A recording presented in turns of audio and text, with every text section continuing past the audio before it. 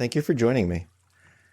For those who do not know me yet, my name is Ron Levine from Mindfulness and Blue Jeans. Today's topic is gaining respite from the mind. I want to point out that what I'm saying is respite and not escape. In mindfulness and insight meditation practice, this is about moving into life. I was introduced to this practice because I had a raging panic disorder which had blown up into agoraphobia. So I was trapped at home. I was on disability. I couldn't go out. So for me, I was already completely removed and detached from life. I used this practice as a way of learning how to live again. And in fact, learning how to live in some ways for the first time. So we're not looking for escapism here. We have minds that think. So we're not trying to run away from the mind. We're trying to learn how to skillfully manage a mind that thinks. And that brings me to the first of the three parts of today's topic and how we work with gaining respite from the mind, which is the reframing. Reframing what it is that we are trying to do here. I have never found it helpful to try to completely control my mind. So I'm not advocating that here. Trying to control the mind is an unrealistic goal. Do we have a choice what comes up in the mind? No. You think about all of the millions or billions of neurotransmitters that are firing at any given second in the mind and the subconscious and what they're throwing out. We're controlling? No, we're not controlling that. We're going to try to control that? Well, good luck. If you find a way to do that, let me know. I'd be interested. This notion of total control is constricting. I must do this. I have to do that. Anything else is unacceptable. Right? That is constricting.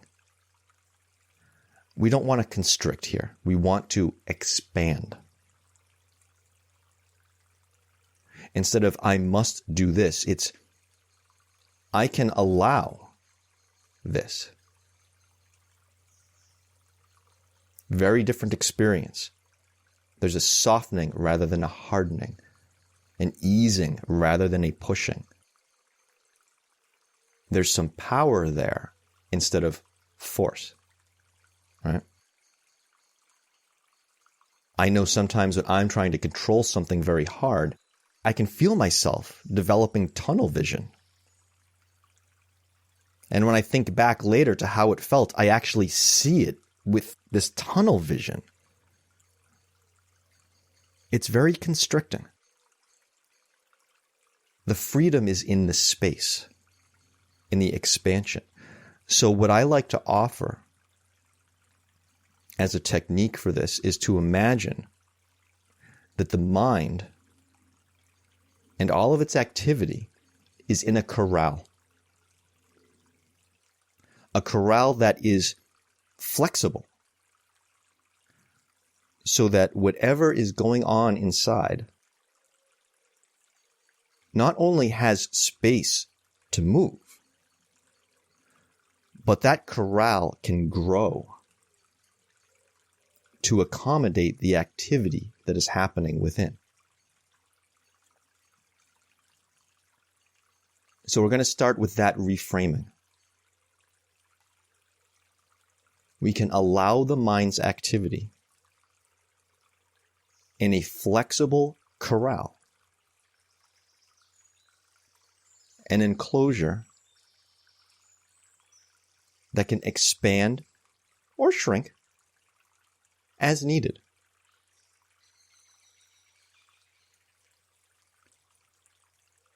So we take that reframing And now we go to the second part, which is refocus. If this corral has an inside, then it must have an outside. And it's from the outside that we patrol the corral. If you imagine like a bunch of sheep in a pen, you've got the dog that was the sheep herder and got all of the sheep inside the pen, and now he's hanging out and he's keeping an eye on things. So who is this patroller? Who is this sheep herder in our scenario? That's our attention. We take our attention and direct it to observing the mind, in this case, a bunch of sheep in a corral, as a process. Because what do we do so often when we get hung up on things? I know for me, I imagine this static, fixed mental image of something that I don't want to deal with, right? Maybe something related to a job or something to a relationship or some chore you don't want to have to do. Could be something big, could be something small, anything. Or it could even be something you might be looking forward to, right? With impatience. And so you have this frozen mental image of, oh, I can't wait till I get that thing. Instead of getting fixated on this mental image, we notice the activity of these mental images coming and going. Instead of getting fixated on one individual sheep in that corral and following whatever that sheep does, at which point we're pretty much just, we're at the whim of whatever that sheep wants to do, right? Oh, he's going over there, I got to watch over there. Oh, he's going over there, I got to watch over there. We're stepping back and we're watching the activity of all the sheep, not following any one of them in particular. In some of my yoga classes, the teacher will talk about a drishti gaze. And what's a drishti gaze? That is when we are looking straight ahead, but not at anything in particular. We're looking at nothing but seeing everything. So we are watching the patterns of the mind. And a funny thing happens. When we watch the patterns of the mind change. Instead of getting caught up on this image and that image and that image and that image, and maybe going off into storylines about each one of them for 20 minutes or whatever. When we're watching the patterns and seeing the process, we start to see, oh, here's how that mental image is getting formed. Here's how that thought process is coming up. It came out of that one, and it came out of that one, and it came out of that one. And we begin to see what leads up to those mental images and when and why we suddenly hit pause on them. When we bring awareness to the process, when we see how the sausage is made, so to speak, that's when we have the power to begin analyzing. All right, what's going on here? And seeing the causes and the effects in all of this activity that we are watching in this corral. Oh, look, when that sheep goes over there, he bumps into that one. Oh, interesting. And when he bumps into that one gets angry. Oh, interesting. And some really interesting insights start to come up. For example, I've started to notice how I really don't spend much time experiencing feelings in relation to thoughts. I will have an initial feeling to a thought, but then I'll start to have a bunch of feelings about the feelings about the thought. Right? We think of something, we have a particular feeling, and then, oh, I don't want to be feeling this. That's a feeling about the feeling. And then we do something to try to change that. Or we have a good feeling. Oh, I like that feeling. How do I keep this going? And does that really work? I've never found that to really work. We think it's going to work. We hope it's going to work. We figure this time it's going to work. We don't even really think about it consciously, do we? We've been doing it so long. It's just automatic. But this is how feeling states perpetuate. I like to say that feelings beget themselves. What do I mean by this? When we feel sad, we don't just feel sad, we feel sad about feeling sad. We feel anxious about feeling anxious. We feel happy about feeling happy. Right? There are these feeling cycles. And if we don't see what's actually happening and how they are perpetuating and how we are perpetuating them, we just keep running on that hamster wheel. So when we refocus and see this process happening real time, now we start to gain some insight into how this system works. And that leads me into the third stage, which is refine.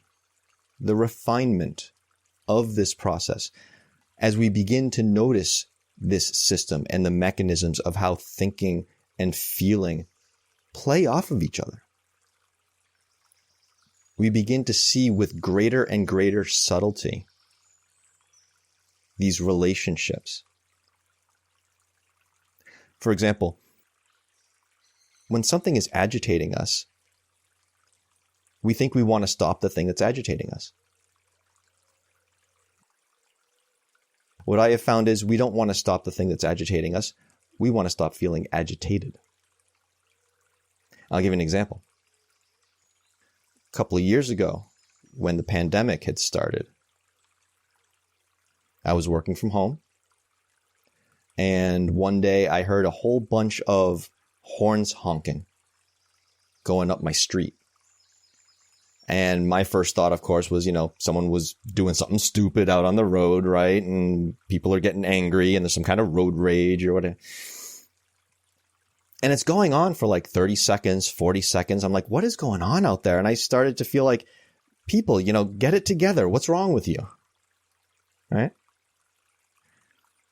And finally I get up and I look out the window as the horns are getting louder and louder. And finally they pass right by my house and I see, oh, well, this was back when COVID had first started. And when somebody got COVID, went to the hospital and survived and got out, sometimes their friends and neighbors would go driving down the street, honking their horns with signs saying, hey, this person, that person had COVID and they're home now. And it's a celebration. And I saw that go by and I felt like an idiot, right?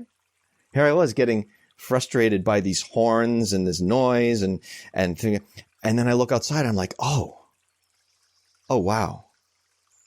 I'm glad that person survived. And suddenly I didn't have a problem with the horns anymore. They're still the same horns, right? It's not that I wanted the horns to stop. I wanted the agitation to stop. Had nothing to do with the horns, did it? Had to do with my perception and interpretation. So we begin to experience these deeper and deeper shifts as we simply observe the process, the activity, the movement of the mind as an ongoing process. And we begin to see our thoughts and our feelings as a wavelength. One of the things that comes up in Buddhism a lot is impermanence, or what is sometimes referred to as inconstancy. Always changing. Anything based on causes and conditions changes. Lord knows our thoughts and feelings are based on causes and conditions. And we begin to see how each thought and feeling is affected by the one before it and affects the one after it. We see this causal chain. And when we see the way it just kind of plays out and how we can interfere, but we don't have to interfere. Suddenly it's not all about us anymore. We're not identified with the process as being us. And in this way, we make a little space. We're not running from the mind. We're skillfully managing what's here. Let's sit for a few minutes with this. Okay? I always like to begin my sitting by imagining that I am suspended from the ceiling by a string attached to the top of my head, as a nice cue to sit up straight without adding any extra tension to do so. And if you happen to be feeling tension right now, that's completely fine. You don't have to do anything about that. In fact, we can place that tension in the corral, if you like, as just another thing that we can direct our attention to. Not an attempt to change,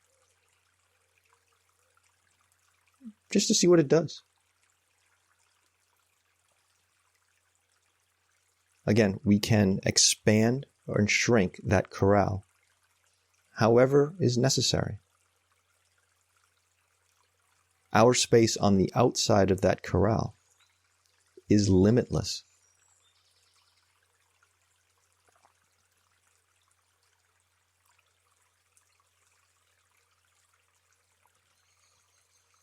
Let's take a moment and notice what's here. Maybe in the mind, maybe in the body, maybe a felt sense.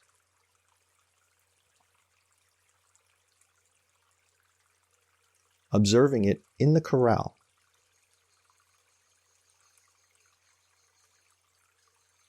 Let it have as much space as it wants. Give it more.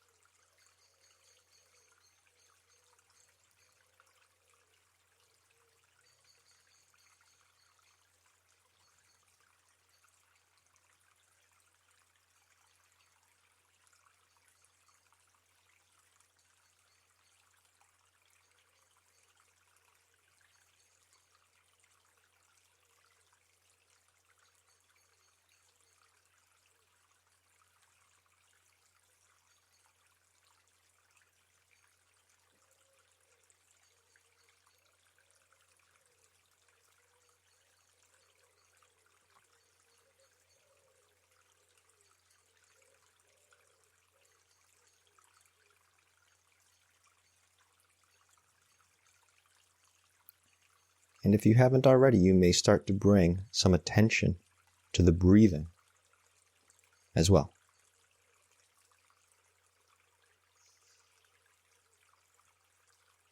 You may imagine the breathing as also being inside the corral. You may have the breathing with the attention on the outside of the corral.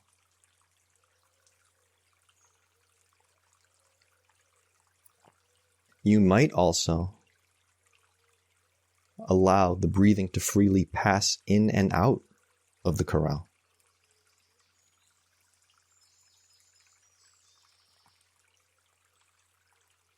like the things in the corral, the breathing does not need to be controlled, whether it's inside of it or outside of it.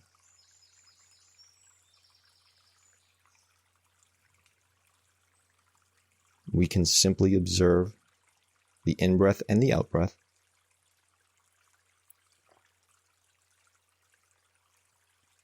as they are happening, just as we are observing the activity in the corral as it is happening, allowing it whatever space it needs.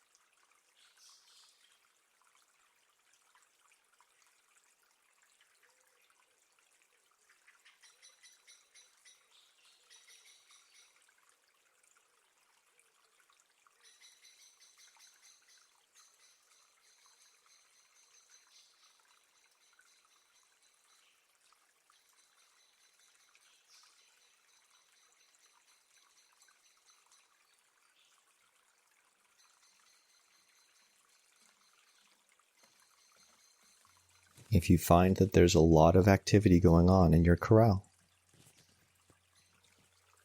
just expand it. We have limitless room with which to expand it.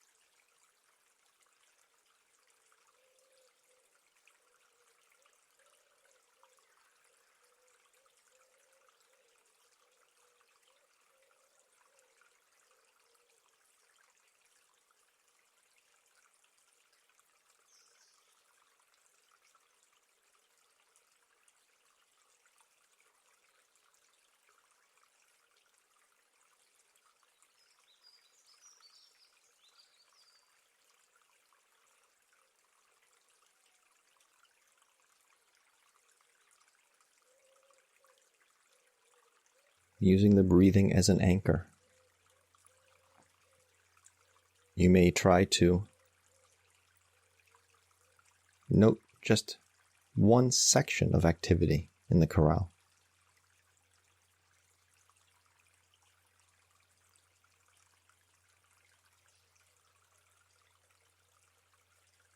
A particular set of thoughts or feelings, or both, that are interrelated, playing off of each other.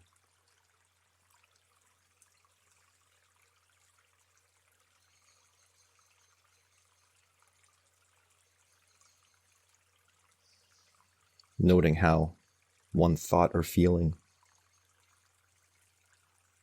may lead to another, may collide with another.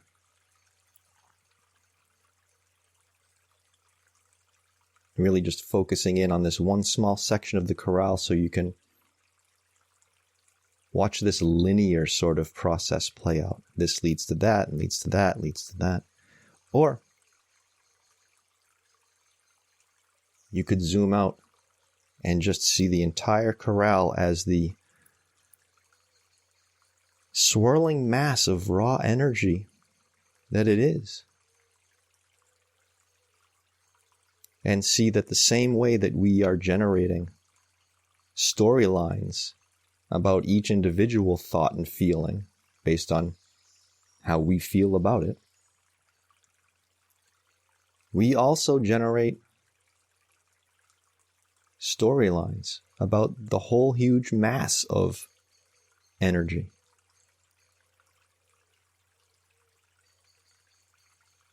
And how it feels overall. If we don't feel like we have enough, feel fatigued, exhausted, maybe that triggers some anxiety. Maybe it feels like there's too much. We feel restless.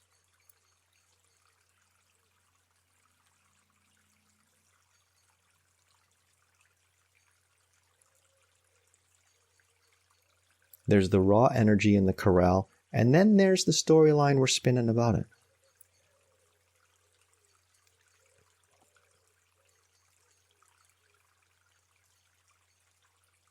But that storyline is actually in the corral too, because that is part of the process. That is part of the energy. It's not separate.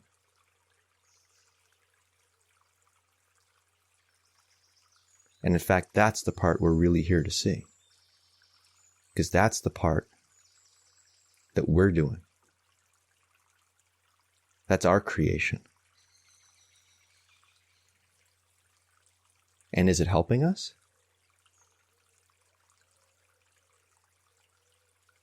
Because if it's not, we're going to want to check it out, aren't we? So we can learn about it. Figure out how to make a change. That's what we're doing here.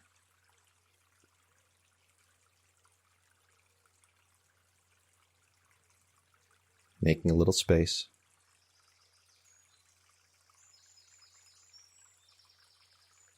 So we know what skillful changes we can make. So we can get out of our own way.